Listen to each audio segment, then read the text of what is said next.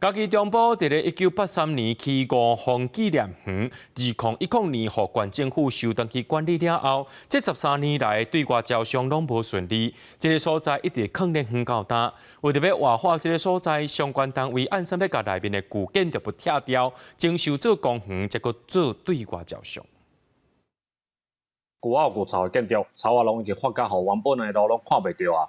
嘉义县中部乡的5峰纪念园荒废13档了后，即马准备要来征收，地方的民众是真期待。若有人个人要来招标，迄是足好，一定会带动地方大家嘛欢迎啊。伫5峰庙边仔的5峰纪念园，2010年互县政府收登去管理。虽然有要找厂商来委托经营，不过因为内底征收需要真侪钱，所以到当一直找无人愿意接手。县政府即马要先整理内底的环境，活化这个所在。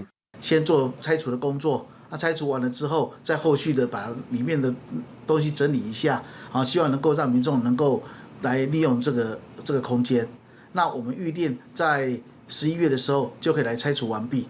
无你内底嘛咧横条，做公路人入去就咧，有人管理啊。民政处表示，初期会先规划做公园，互民众来使用，未来嘛会搁找有意愿经营的厂商。附近的店家讲，这4公顷外的园区，捌是阿里山山脚真热门的观光景点，希望会当好好规划，带动附近观光甲产业。记者林慧婷，嘉义报道。